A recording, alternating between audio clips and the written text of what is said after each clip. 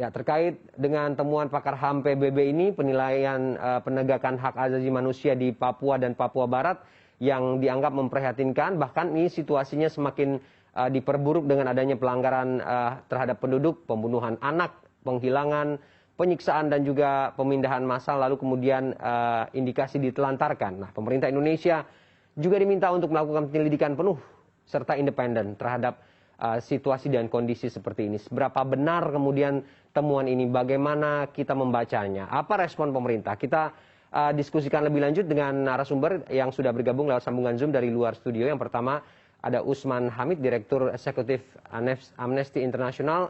Selamat malam Bang Usman, apa kabar Bang? Selamat malam, kabar baik. Baik, terima kasih Bang Usman sudah bergabung dengan kita. Kita masih menunggu sebenarnya Bang, perwakilan dari pemerintah untuk juga bergabung dengan diskusi kita malam ini. Tapi kita sudah mulai, ini pun juga belum ada konfirmasi, tidak apa-apa, kita tunggu saja. Kita lanjut saja. Begini Bang, ada kemudian beberapa catatan dari temuan pakar HAM PBB ini soal penegakan HAM di Papua dan juga Papua Barat. Dianggap makin memprihatinkan, ada hal-hal yang semakin buruk begitu dengan situasi, ada penyiksaan, ada pemindahan massal anak-anak atau juga penelantaran. Ini bagaimana kita membacanya? Seberapa benar kemudian narasi itu, Bang? Ya, kalau kita lihat di dalam surat komunikasi PBB, ada komunikasi-komunikasi sebelumnya yang disampaikan kepada pemerintah Indonesia terkait dengan situasi pengungsi di Papua dan Papua Barat, serta kekerasan dan pelanggaran hak asasi manusia di kedua provinsi tersebut. Misalnya 2 kali komunikasi pada tahun 2019, 2 kali pada tahun 2020, dan 2 kali pada tahun 2021. Nah, di dalam komunikasi yang terakhir, yaitu tanggal 22 Desember tahun lalu, Kantor Komisioner Tinggi HAM PBB kembali menyurati pemerintah untuk meminta informasi, klarifikasi, termasuk juga penjelasan tentang warga Papua yang mengalami pengungsian di sejumlah kabupaten, misalnya di Kabupaten Duga, Kabupaten Pegunungan Bintang, Puncak, Yahukimo, Pakwak, hingga dengan Intan Jaya, termasuk juga di Maibrat di Papua Barat. Nah, jadi komunikasi tanggal 22 Desember itu merupakan komunikasi katakanlah yang ketujuh dari 6 kali komunikasi di dalam 3 tahun terakhir. Pemerintah Indonesia sebenarnya sudah mencoba untuk melakukan semacam rapat koordinasi. Pada tanggal 8 Februari misalnya, ada rapat koordinasi yang dijadwalkan untuk mengumpulkan informasi-informasi terkait dengan surat komunikasi PBB yang berisi tentang berbagai kasus pelanggaran HAM, dari mulai penembakan anak-anak, baik yang mengakibatkan tewas maupun yang mengakibatkan luka-luka, sampai dengan penghilangan paksa dan pembunuhan suami istri beserta salah seorang saudara laki-laki dari sang suami yang kebetulan merupakan kepala desa di Papua. Nah, kasus-kasus seperti ini sebenarnya dalam komunikasi PBB diminta untuk dijelaskan oleh pemerintah Indonesia. Namun seingat saya, tanggal 8 Februari pertemuan yang seharusnya digelar oleh Kemenko Polhukam kemudian diundur. Saya kurang tahu apakah ada rapat koordinasi yang merupakan penjadwalan kembali dari rapat tersebut. Saya sendiri mendapatkan informasi dari kantor Gubernur Papua yang ketika itu meminta saran hukum atau saran terhadap undangan dari Kemenko Polhukam yang meminta informasi terkait dengan pelanggaran-pelanggaran HAM yang terjadi di Papua dan di Papua Barat. Nah, sebenarnya yang kita perlukan adalah melakukan investigasi. Jadi melakukan katakanlah penyelidikan ke lapangan terkait dengan penembakan anak-anak. Itu kan penembakan yang sebenarnya terjadi dalam benturan senjata antara aparat keamanan negara Indonesia dan para pembebasan nasional Papua Barat, atau mungkin kelompok yang sering disebut oleh pemerintah sebagai kelompok kriminal bersenjata. Menurut masyarakat, aparat keamanan yang melakukan operasi penyisiran, mencari TPNPB atau mencari KKB, melakukan penembakan dari ketinggian hingga akhirnya menyasar ke rumah warga dan kemudian mengenai anak balita 2 tahun yang akhirnya tewas dan anak balita sekitar umur 6 tahun. Sementara menurut kepolisian itu dilakukan oleh kelompok kriminal bersenjata. Nah, tentu informasi yang seperti ini sebenarnya kelihatan sekali seimbang di PBB. Dan karena itu pemerintah Indonesia sebagai katakanlah pihak yang berwenang perlu melakukan penyelidikan lebih jauh mana sebenarnya yang paling akurat. Oke. Gini, Bang Usman, kalau tidak salah Anda juga kan secara berkala juga mengirimkan laporan begitu ya terhadap kasus-kasus pelanggaran HAM ini ke PBB. Apakah kemudian dorongan yang juga ditambah dari Anda dan teman-teman di Amnesty International ini juga belum cukup atau belum bisa juga mencari apa sebenarnya akar permasalahan konflik dan persoalan HAM di Papua ini? Sebenarnya berkali-kali sudah disampaikan secara sangat jelas apa sebenarnya akar masalah dari pelanggaran HAM di Papua. Bukan hanya oleh lembaga hak asasi manusia seperti Dewan HAM PBB atau prosedur-prosedur khusus di dalam pemegang mandat PBB, maupun juga organisasi non-pemerintah seperti LBH atau Kontras dan juga Amnesty International. Bahkan juga sebenarnya telah banyak disampaikan oleh berbagai organisasi. Yang paling mencolok dalam setahun terakhir sebenarnya koalisi Bersihkan Indonesia yang terdiri dari 9 organisasi non-pemerintah yang menjelaskan adanya kepentingan ekonomi di balik misalnya konflik bersenjata atau pengerahan pasukan militer ke Papua. Nah, hal seperti itu saya kira harusnya diperhatikan oleh pemerintah. Demikian pula lembaga penelitian yang dimiliki oleh pemerintah, yaitu Lembaga Ilmu Pengetahuan Indonesia, LIPI, yang sekarang menjadi BRIN, telah memetakan akar-akar masalah yang jadi sumber terjadinya pelanggaran HAM. Mulai dari marginalisasi orang asli Papua, sampai dengan misalnya kekerasan dan pelanggaran HAM, serta diskriminasi terhadap orang Papua. Nah, ini yang sebenarnya perlu diperbaiki.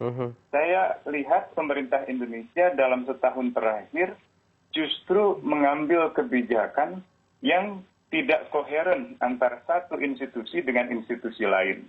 Ada institusi yang mengedepankan pendekatan keamanan, pas urusan HAM belakangan. Ada juga yang misalnya mengatakan kita perlu pendekatan humanis.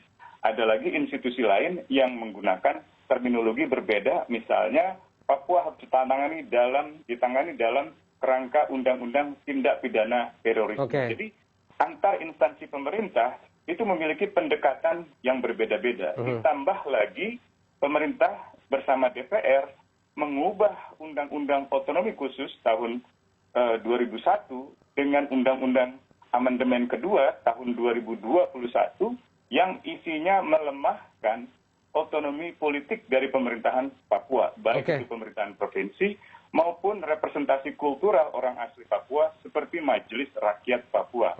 Kalau dilihat secara lebih dalam, kelihatan sekali ada usaha untuk mengembalikan pengelolaan pemerintahan dari Papua ke Jakarta oleh pemerintahan Jakarta. Nah, kalau dilihat salah satu motifnya atau kecenderungannya adalah untuk menguasai sumber-sumber kekayaan alam di Papua. Inilah salah satu, ya selain misalnya benturan senjata antara kedua kelompok bersenjata, negara dan OPM misalnya, itu menjadi sumber dari terus berulangnya pelanggaran hak asasi manusia. Kasihan warga sipil yang akhirnya mengungsi dari mulai di Puncak, Yahukimo, Fak-Fak, sampai dengan Intan Jaya, Pegunungan Bintang, dan juga di Puncak. Bang Usman, gini, yang Anda sampaikan tadi mungkin kita sudah menyaksikan bersama. Pendekatan sudah dilakukan, mulai dari pendekatan militer begitu ya, humanis, sosial, dorongan dari sejumlah pihak untuk berakselerasi juga. Sepertinya kita juga sudah melihat upaya-upaya itu. Tapi kemudian ada tudingan yang mengatakan bahwa konflik dan juga kekerasan pelanggaran HAM di Papua ini memang merupakan bentuk provokasi yang sengaja disetting oleh kelompok tertentu, dipelihara untuk mengambil keuntungan tertentu. Menurut Anda bagaimana statement seperti ini? Statement-statement seperti itu akan menjadi kredibel kalau ia disertai dengan penjelasan dan bukti yang memadai. Tapi kalau hanya spekulasi, itu hanya akan menjauhkan kita dari kemampuan untuk menyelesaikan masalah. Jangankan organisasi non-pemerintah, misalnya aktivis-aktivis, bahkan Gubernur Papua pada 9 Februari yang lalu dalam sebuah kesempatan mengekspresikan kegundahannya bahwa orang Papua tidak hidup dalam kebahagiaan. Lalu ia menunjuk Kabupaten Intan Jaya menangis, Puncak menangis, Enduga menangis, Pegunungan Bintang menangis, bahkan Papua Barat di luar Provinsi Papua, yaitu di Maibra, juga dikatakannya menangis. Gubernur bahkan mengatakan orang Papua tidak lagi hidup aman di negerinya sendiri. Orang Papua menangis. Dan itu satu pernyataan yang sebenarnya menunjukkan adanya kegentingan di Papua. Kenapa demikian? Karena gubernur dalam kerangka perundang-undangan merupakan kepanjangan dari pemerintah pusat atau wakil pemerintah pusat di Papua. Jadi kalau gubernur sudah mengatakan demikian, mestinya ada semacam langkah-langkah yang segera dilakukan. Bisa saja misalnya pemerintah Jakarta, pemerintah pusat, dan pemerintah Provinsi Papua membentuk tim independen, tim gabungan pencari fakta, baik untuk memastikan para pengungsi itu bisa kembali ke kampung halaman mereka, mendapatkan layanan kesehatan, atau tempat perlindungan, dan lain sebagainya, maupun terhadap dugaan-dugaan pembunuhan, penghilangan secara paksa, dan juga penembakan dan penyiksaan yang terjadi di sejumlah wilayah di Papua. Oke, Bang Usman, gini, kita kan sebenarnya sudah sering begitu ya dihadapkan dengan konflik, misalnya di Aceh begitu ya, di Ambon, di Poso, tapi kemudian penyelesaian dan pendekatan yang dilakukan ini berujung dengan keberhasilan begitu. Apakah kemudian kompleksitas yang terjadi di Papua ini yang membuat upaya-upaya tersebut juga mental begitu? Karena terakhir kita juga mendengar Presiden Jokowi itu malah memilih atau menunjuk beberapa orang begitu ya yang mengupayakan untuk berdialog begitu. Ini juga sepertinya belum membuahkan hasil yang cukup signifikan. Ya, betul sekali bahwa Presiden Jokowi pernah membentuk tim khusus, ya, ada 3 orang. Pertama, Teten Mas Duki, kedua, Jenderal Purnawirawan Wiranto, dan yang ketiga, intelektual Papua Meles Tebay. Teten Mas Duki sudah menjadi Menteri Koperasi. Jenderal Wiranto sudah masuk di One Team Press. Sementara Meles Tebay meninggal dunia. Dan ketiga orang ini tidak pernah mendapatkan misalnya surat keputusan resmi dari Presiden yang memberi tugas kepada mereka untuk misalnya melakukan dialog dengan kelompok bersenjata atau dengan kelompok pro kemerdekaan di Papua, atau tugas-tugas lain yang sangat dibutuhkan. Akibatnya adalah sebenarnya sekarang terjadi kekosongan representasi dari pemerintah pusat. Memang pemerintah pusat baru-baru ini membentuk badan khusus di bawah kantor Wapres. Tapi tampaknya itu justru malah membuat hubungan pemerintah pusat di Jakarta menjadi semakin jauh lagi dengan pemerintah Provinsi Papua dan lebih khusus Majelis Rakyat Papua. Di dalam persidangan Mahkamah Konstitusi misalnya, kelihatan sekali Majelis Rakyat Papua dan juga pemerintah Provinsi Papua merasa tidak pernah dikonsultasikan secara substansial maupun juga prosedural dengan pemerintah pusat dalam mengubah undang-undang otonomi khusus. Bahkan mereka merasa dan menilai bahwa undang-undang otonomi khusus yang baru melemahkan otonomi politik pemerintahan Papua dan melemahkan perlindungan hak-hak orang asli Papua. Kalau kita kembali ke kasus-kasus yang sebenarnya disebut berhasil dalam penyelesaian konflik di Aceh atau di Maluku atau di Poso, sebenarnya itu adalah modal sosial pemerintah Indonesia. Bahkan itu dipuji oleh masyarakat internasional sebagai contoh keberhasilan. Kalau kita lihat sejarah dari Presiden Soekarno sampai sekarang, kelihatan sekali bahwa pendekatan-pendekatan militer telah menimbulkan begitu banyak korban dan tidak menyelesaikan masalah. Dan akhirnya banyak sekali kecenderungan untuk memilih jalan damai, seperti yang ditempuh dalam penyelesaian konflik bersenjata di Aceh. Seharusnya kalau Aceh itu bisa, Papua Papua juga bisa. Bahkan kalau diukur dari postur kekuatan senjata Gerakan Aceh Merdeka dan Organisasi Papua Merdeka jauh lebih besar di Gerakan Aceh Merdeka. Dengan kata lain, kompleksitas kekuatan kelompok pemberontak atau kelompok pro kemerdekaan wilayah itu jauh lebih misalnya bisa diajak dialog di Papua ketimbang di Aceh misalnya. Jadi seharusnya Papua itu bisa. Bahkan otonomi khusus Papua